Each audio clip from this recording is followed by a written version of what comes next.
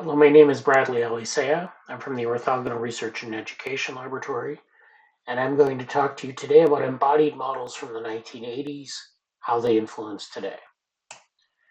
So there's a rich history here, which starts in 1984 and continues to 1993. And this is the era I want to focus on, starting with Bratenberg's vehicles, moving on to the Boyd's models, talking a little bit about complexity theory, and of course, between 1986 and 1990, that was the edge of chaos era in artificial life research and in physics. 1990, we have passive dynamic walkers introduced by Tad McGeer. 1991, we get the first ant colony optimization papers.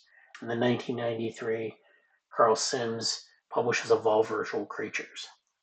Of course, this era is framed by both antecedents and descendants. So the antecedents to this era are W. Greywalder's turtles, Bratenberg's biocybernetics, which predates his vehicles work and in fact leads up to that work, and the concept of weak emergence. What comes out of this era are things like embodied robotics, first the Kepler robots, and then the later work that we were seeing at the conference here, biologically inspired robots, and autonomous systems. And underlying all of this is this concept of connectionism, which we'll talk about throughout. So the first thing I want to talk about are Greywalder's turtles. And turtles are interesting because they're sort of the first embodied robots, and they're an attempt to take a biological organism as a metaphor for, and use that as sort of a model for understanding artificial learning. So there are three interesting things about turtles.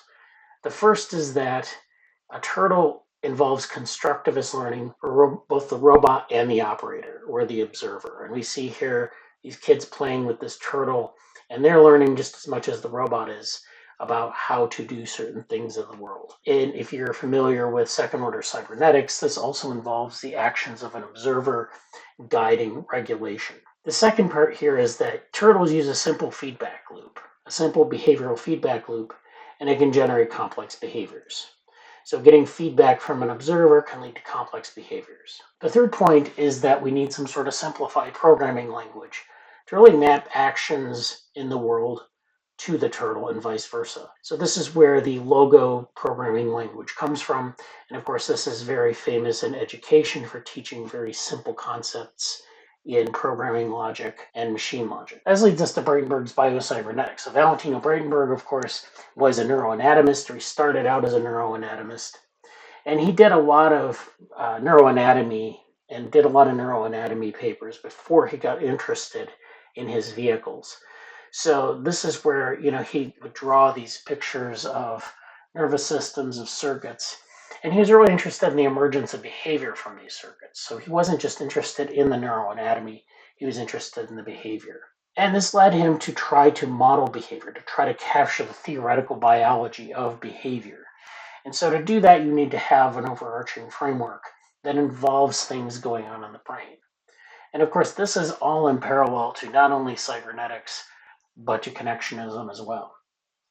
So if you think about connectionism, you think about this as a hidden layer of artificial neurons or a fully connected layer of artificial neurons that's sculpted through a weight matrix. And so one way to view this is that in terms of a brain, is that it's a brain of uniform density that's fully connected as a random network, and then it's shaped by statistical learning. But that's not Bratenberg's view. Bratenberg eschewed that view, at least in terms of some of his writings, and instead he defined it as a series of features of the body or of the organism. So this includes things like brain-body size scaling, the scaling between the brain size and the body size, and modularizing that nervous system, that where the modules might be fully connected within each other, but those modules are connected in a limited fashion. And so this allows us to look at things like self-organization, network dynamics, and ultimately autonomy of the individual system parts or processing units. So the fly has this compound eye that consists of these ommatidia.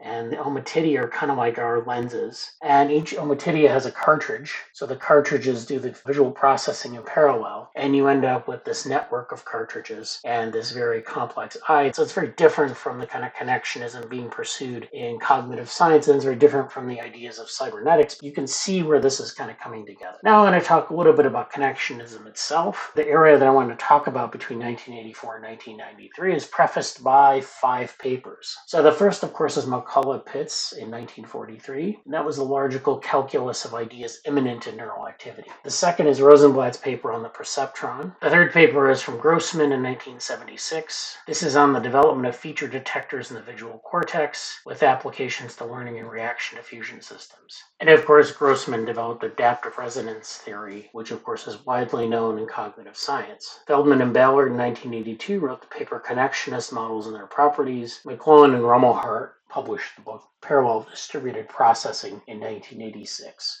So it sort of sets up this period quite well. And one of the insights of all these papers, one of the things they all have in common, is this idea that everything is connected, but within a regime between random and deterministic. And this is characterized in these weight matrices. This idea would later become a celebrated result in network and complexity science, that there's some regime between random and deterministic. It's very interesting in terms of self-organization, building complexity. Now, speaking of complexity theory, we would be remiss if we didn't talk about Anderson's paper, More is Different. And this is where he really introduces the concept of emergence in terms of a scientific framework.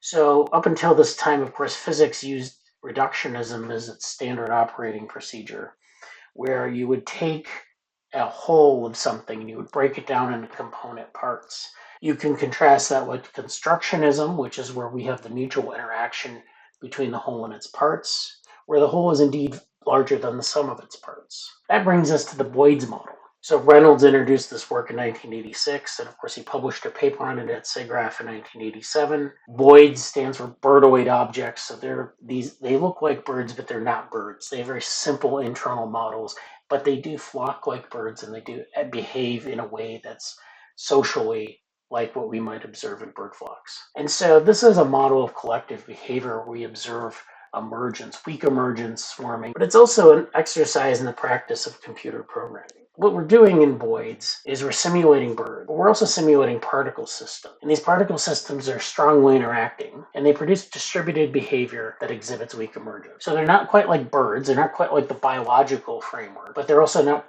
like particles which we would see in traditional physics. Boyd is an object from a programming perspective, and the geometry and position of this object are sub-objects. So there is this programming imperative that we can use to produce this kind of behavior. Now, Reeves at Lucasfilm in 1983 developed the precursor approach to this, which was particle system modeling, where we had these fuzzy objects, which is, of course, a Boyd is a fuzzy object, which in general is a irregular, complex, and ill-defined object. So it's not describable using a traditional affine transform, but it's rather this sort of thing that is amenable to different aspects of biological identity, such as where particles are born, particles die, and they're subject to stochastic processes. The Boyds also have an internal state that's very simple, and in this case, they monitor their position, they integrate sensory information, and they generate random processes. So a very simple internal system, a very simple quote-unquote neural anatomy. And then we, of course, have the Boyd's external state, which is where they monitor distance from their neighbors and objects,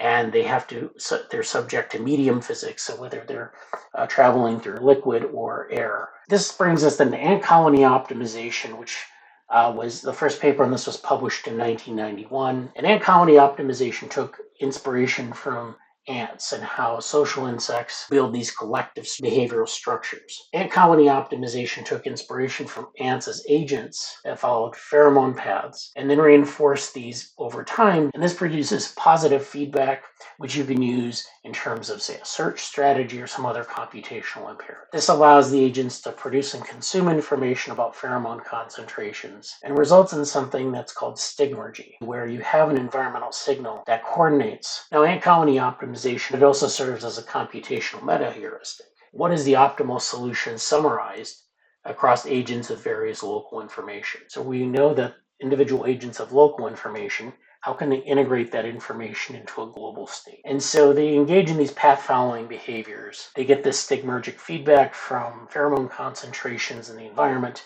and they sort themselves in that way. So in that sense, path following of agents following agents following agents is a mean field process. A signal is deposited as agents traverse the space, and that signal is reinforced by subsequent agents following that path and laying down their own pheromone. Now this signal, of course, shows slight variations across the agents. So the agents will follow the pheromone but not track it directly. So they have these paths that are variational. As the agents then follow those paths, they integrate that in a way that's a mean field process, and they use it as a trajectory so that the trajectory becomes averaged over time.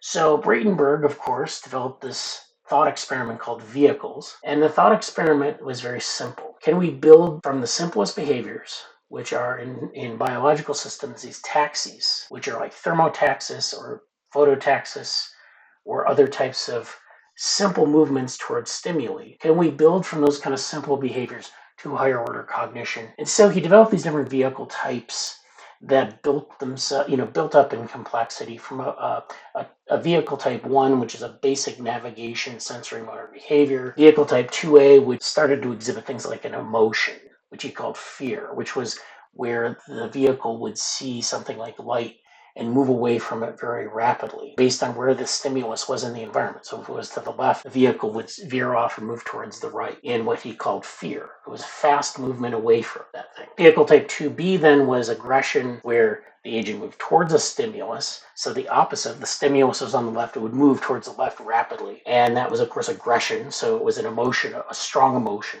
and a strong emotional valence in both 2A and 2B. And then in vehicle types 3A and 3B, they exhibited different forms of love. And so this is where it would move towards or away from a stimulus, but slowly. And that was supposed to be love. So the valence was different, reflected the speed of movement. This is the way he viewed behavior. He viewed it in terms of loose analogies. One thing, though, that Bratenberg did introduce here is this concept of the sensor-effector mapping is being sort of key to the internal model. So you have sensors in the front, these yellow semicircles. Those are light sensors or chemical sensors. And then the wheels at the back, the gray wheels, are the effectors. And you see the wires between the sensors and effectors. Sometimes they're crossed. Sometimes they stay on the same side of the body. So they're contralateral or ipsilateral. And they have this property of basically sending information from left to right, from right to left, or keeping information in each hemisphere separate. And you can actually have more elaborate topologies within the vehicle. But the idea being is that those topologies really determine the complexity of the behavior, the complexity of the output. We can have these kinds of contralateral and ipsilateral forms of connectivity which resemble the excitatory and inhibitory features of nervous system. We can get these vehicles to learn from environmental gradients. So remember, these taxis are based on gradients of light, gradients of chemicals, which get stronger as they get towards the source, and the vehicle will follow that gradient towards the greatest amount of whatever it's following. Take chemotaxis, for example, that provides signals that ultimately minimize error and get you to your target. And so vehicles are interesting, but they're a thought experiment. They bring up the question of what is higher order behavior? Are movement affinities fundamental units of more complex emotions? So now that he's intertwining sensory motor integration and coordination with emotions, what is the consequence of that? We also, of course, during this time had two other models, Tad McGear's passive dynamic walkers, which were really the most basic embodied models. Because in passive dynamic walkers, there's no active control, there's no internal model. You have a joint, you have two limbs, and you have feet.